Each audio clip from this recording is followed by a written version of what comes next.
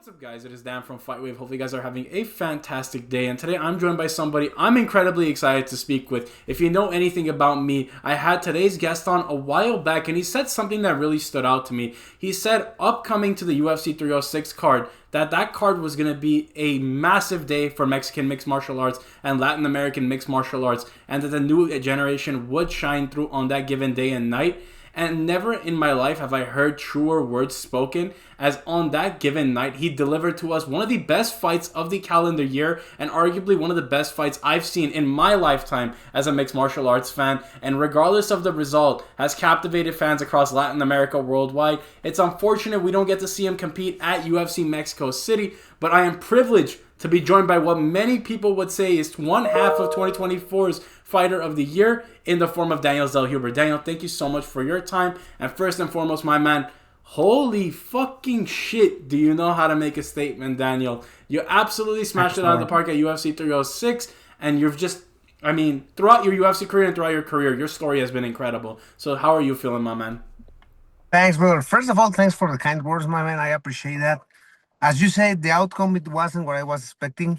Still, though, I get a lot of people saying that they thought I won the fight, and for me, that's kind of like what I stay with. Still, it was a war. Have a fight of the year with 25 years old. It's incredible. A lot of people is talking now about maybe they are gonna put that fight into the Hall of Fame because it was the first and last event in the sphere, the best fight in the sphere, also fight of the year. So I don't know, bro. Life has been good since that fight. Well, I am not gonna be competing in the UFC in Mexico City. I really wanted to do it so badly, but unfortunately, I have some injuries that I need to deal with, and the UFC didn't allow me to compete. But still, I'm trying to stay ready, brother. I might gonna be fighting in May 31, so we have a lot of things to talk. So No, yeah, thanks definitely, for and having me, regardless, brother. absolutely, and regardless of whether you're fighting or not, I feel like just when it comes to one of the faces of Mexican mixed martial arts, that anytime the opportunity arises to speak with someone, you're one of the guys at the top of the list just because of your humility towards the sport. Regardless of Thank you. outcomes, the way that you persevere through this sport, it's one of the best representations of a young athlete, in my opinion. And I actually want to ask you first and foremost, obviously, it's unfortunate to fans that you're not fighting at UFC Mexico City, but what's kind of the timeline? Obviously, you mentioned an injury. What's the kind of recovery been looking like since then? Because you do mention that there is possibly an upcoming date to fight next soon. Yeah, well, the injury is kind of like a stupid injury. Overtraining is a thing, brother. To be honest with you, it's funny because as a young athlete, and this is something that I've been saying since I have this injury. I broke my shin, the left one. I have a stress fracture for overtraining. But something that is curious for me since this injury is that you always see a lot of guys saying to you like you need to grind, you need to work hard. If you're the hardest worker in the room, if you just work harder than anybody, you're gonna become champion. And I really stand up for that. I am not saying this to being cocky or kind of like but I do really train way more than other fighters, and that's something that I've been doing my whole career, and not because I need to. It's just because I like it. I like what I do, and this is the first injury that I have because of that. So I am trying to figure things out. I'm taking the advices of wiser people than me, other fighters, Danige, Jair Rodriguez. I've been talking with all these guys, kind of like what they are, what they think about the way I'm training, and everybody's like, "Bro, you just train too much. 4 sessions a day is stupid." But that's the way that I've been doing it for my whole life. So well, that was the injury. Uh, long short story, I have the fracture, and then the PI told me you can't train for 4 weeks. I'm weight bearer. I'm using crutches right now, but I'm trying to keep again. I'm staying busy. I'm constantly doing SNC every day, trying to do like cardio just with the arms in their bike or in the ski machine, just trying to keep like my body ready. Cause since I was already doing a fight camp, I don't wanna just stay off another 2 3 months. Exactly. So I asked to the UFC if they could put me like in a close date, and they told me like, okay, there's gonna be an event in May 31. So if you say that you are ready, we can put you there. Of course, the UFC want to wait until I have the results of the next MRI that I need to do after the 4 weeks pass. But that's kind of like what I am aiming to do right now. So it's more of just wait. Definitely. And of course, like those injuries that are just nagging nonstop, not even just from overtraining in general, it's probably the worst thing I hear a lot of fighters complain about is like that you're sometimes not even never 100% per se, but like it's just the little things that you wouldn't expect to get injured from that are the more irritating things. But I mean, regardless of that, you talk about the group that you surround yourself with at Extreme Couture, some of the best veterans in the sport, some of the best coaches in the sport. Eric Nixick, of course, and you having a very small, tight knit relationship there. What's it kind of just been like navigating your way through that gym? Because I know for you, we spoke last time about just the sacrifices that you put to go from Mexico to Las Vegas and try to stay there full time and train there. And of course, also with Ronaldo, I asked him the same thing. What's that kind of process been like navigating and having that veteran presence in the room that you can just go to and speak with about all these, questions about the fight game? I just feel blessed because as all the gyms, brother, when I arrived to Extreme Couture, I was a nobody. And I know that I'm still a nobody. I'm just working my way up in the sport. But Definitely, I gotta cut you off there. You are by no means not a nobody. I gotta say it. You uh, gotta cut that thank you. rhetoric. You gotta cut that rhetoric out right now, man. You are No, a but bro, somebody, man. You are incredible, man. I appreciate it. But you know what I mean? Like Yeah, there's guys in the room that have fucking double the experience that I have in the UFC, world champs. And I'm really humble with those guys because bro, they fucking trace the road, like not even I'm not only talking about the ones that are still in the UFC, bro. I'm talking about guys like Randy Couture, like Ray Sefo. Those type of guys are in the gym. So having the opportunity to train with those guys and like learn from them, it's been a blessing. As you say, I remember when I arrived to Extreme, nobody kind of like helped me because I wasn't new. Even with Eric, he starts training me because he believed that I could do great things. But still, like you need to gain the confidence and you need to earn things, and that's something that I like in Extreme, that nothing is giving, everything is earned. So I've been creating more boundaries with the people and the team in there. Everybody's more involved in helping me, and that's something great.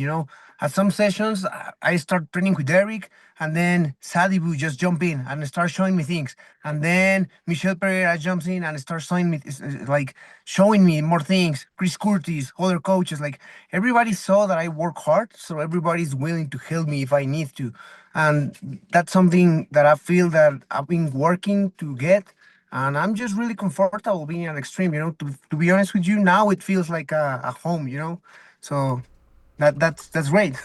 that's one thing I love is that you mentioned just the kind of growth within the gym, and like you said, they saw the effort that you were putting in, and they knew that tutelage or that experience that they want to give to you wouldn't go to waste. And I think in terms of when you look at the first loss that you had in the UFC to the one against Esteban, it was night and day difference in terms of the mentality we saw with you. That's probably the thing that impressed me the most, I want to say, because I know after the Trey Ogden fight, there was a lot of frustration from that circle that this is not Daniel. Daniel is capable of so much more, and they really spoke highly of you even in that defeat. Whereas the sentiment in the Esteban fight was completely shifted, where everyone was like, regardless of this result, Daniel showcased that he's ready to fight at that high level and he's ready to fight at the world stage. Talk to me a little bit just about when you talk about the mentality in between the two losses. What was kind of the biggest thing you realized about yourself in terms of just how you kind of took away from those fights? Because it feels like the mentality has just grown tenfold. To be honest, I feel that the biggest difference is that in this loss, I feel that I win more than what I lost. When I lost against Trey, it was a shitty performance, brother. I feel bad because when I look myself in the mirror, I still feel that I could do more. Like I should do more for that fight, train more, do the things in a better way. But again, this is not an excuse, but it was my first fight camp in Extreme. Like things were changing for me. It was the first time that I was in Vegas. Kind of like it was weird, but I knew deep inside me that I could do things better. And then I went into a 3 fight win streak that it might seem a small one, but in the lightweight division is fucking crazy, brother. Then I have this loss against Esteban, but it was a complete different fight, because in that fight, and this is something that I like, that I realize that I have, is that I never think about quitting. when you are a fighter, sometimes you just get punched that hard that you start thinking about, fuck, I don't want to do this anymore. And that's when you see fighters like they just lay down or just start taking more shots. And bro, in that fight, I was like, all right, motherfucker, like you want to kill me? You better do it, because if not, I'm gonna kill you. And I show that, like the people saw that in the fight. So I don't know. I just feel that again, working with Eric, the doors that Eric has been open for me, all the coaches that I've been surrounding myself, the people that I've been surrounding, like even my manager. Caesar is he have a lot of good relationships with other fighters. So sometimes I get the opportunity to have advices from Henry Cejudo, from another fighter, Belal Muhammad. That's another guy that I know, and I'm always asking. I always try to be a real guy. I never try to act like, oh, I'm this. No, no, no. For me, bro, if I saw a guy that I admire, I don't give a fuck if then I could fight him. I'm gonna ask things. I'm gonna be like, hey, brother, could you show me this? Could you? Because that's the way I am. I always want to learn, and I feel that that's what is being like the biggest success in my career and the biggest difference between each fight. Like the way that I've been keep like my development in Vegas and in general in the sport. Definitely, and like you mentioned, just throughout the willingness to learn, I think that's a big thing in the sport, and I feel like a lot of people have kind of recognized that between you and Ronaldo Lazy Boy Rodriguez. I know both of you tied as a glove. You two, both of you, just great friends, and both of you really, I feel like getting the respect of that Las Vegas fighting scene. Especially when we see sometimes fighters come into Vegas, they don't pull their weight, they leave on bad terms. It's been the complete opposite for you and Ronaldo. You come into Vegas and you become two of the biggest standouts fighting in Las Vegas right now. And you two completely stole the show at UFC 306. I mean, Ronaldo, little superstar, I might add. I think Ronaldo, it's probably a running joke. And you mentioned on a podcast recently, Ronaldo does not care. He is a wild character. He goes in there, he does a bunch of crazy stuff, and just has a good time while doing it. What did it feel like for you to kind of just share that moment with Ronaldo? You both fought on one of the biggest cards of last year. What was that kind of moment like in the conversations leading up to that card?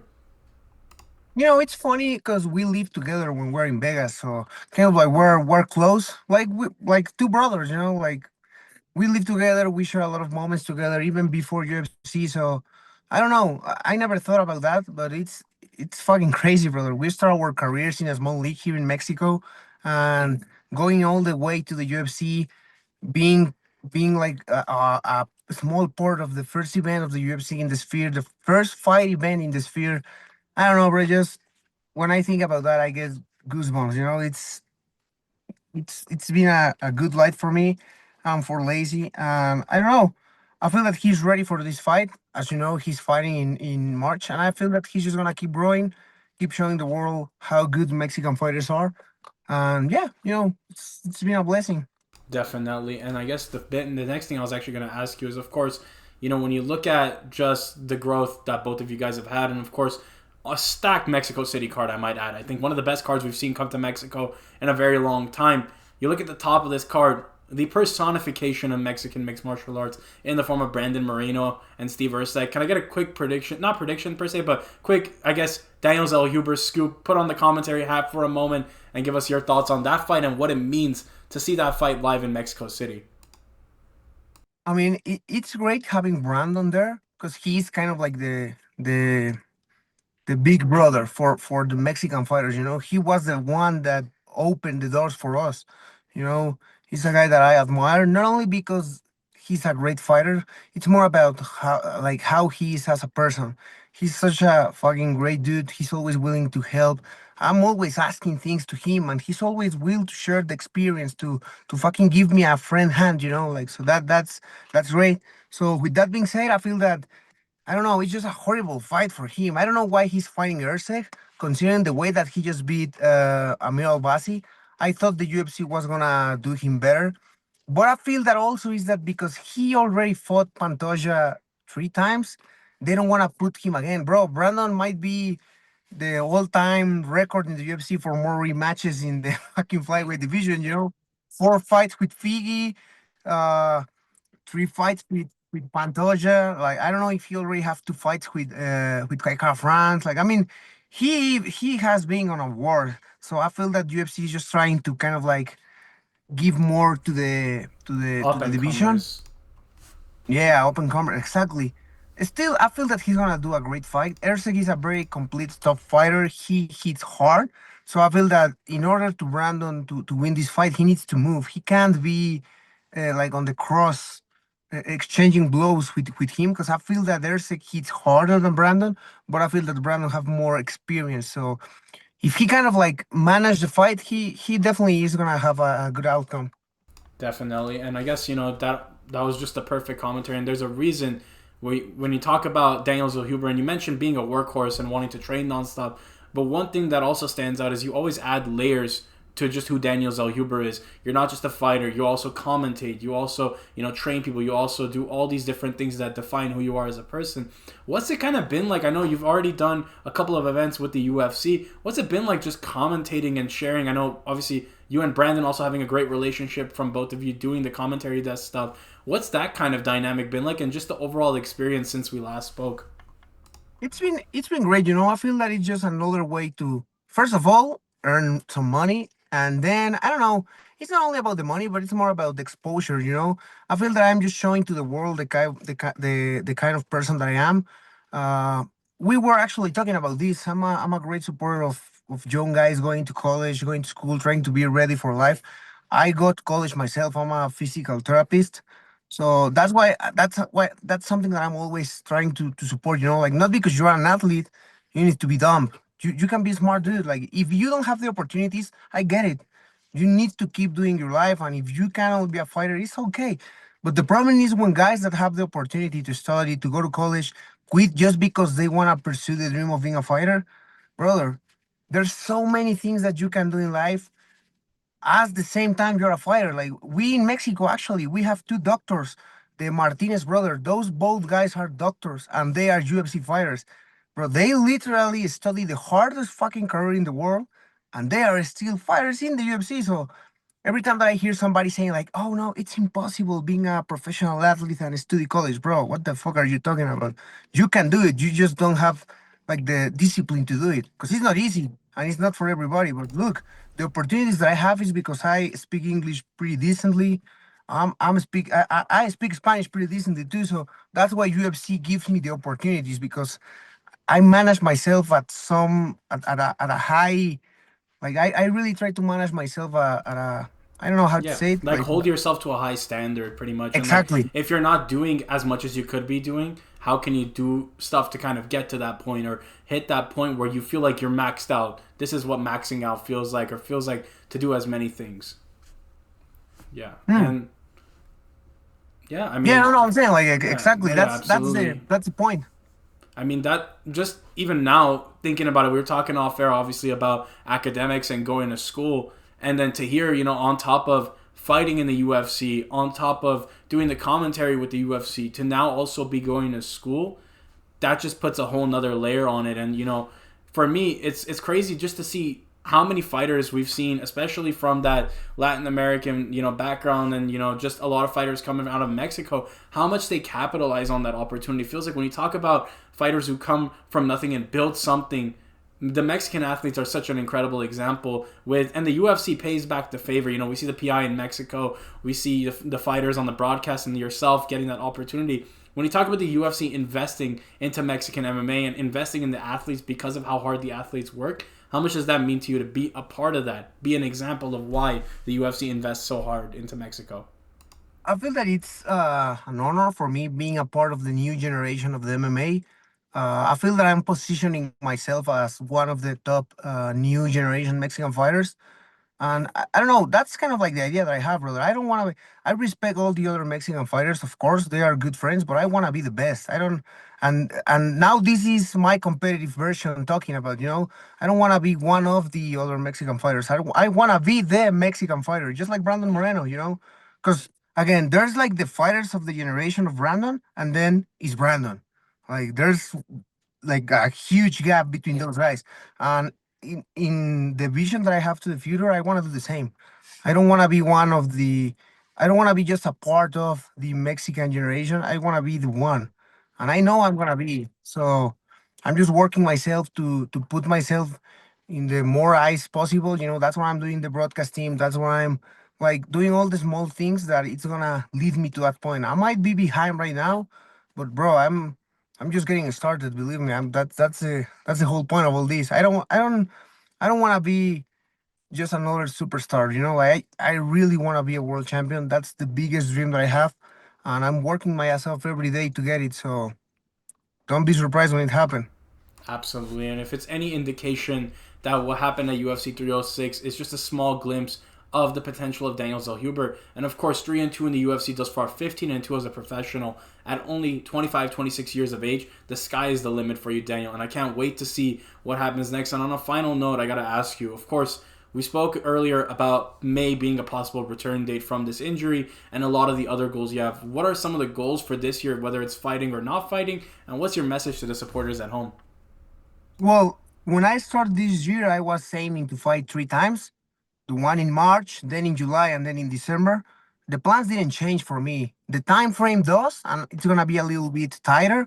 But I wanna fight in May, then I wanna come back in September, and then I wanna come back in December. I still wanna have those 3 fights because I feel that I'm in the right age to pressure myself. I need to build myself to that point where I'm a top contender by 27, and then take advantage of my prime in the top, not working my way up and then getting the top 15 with 33. Like that's kind of like the first thing that got in my mind.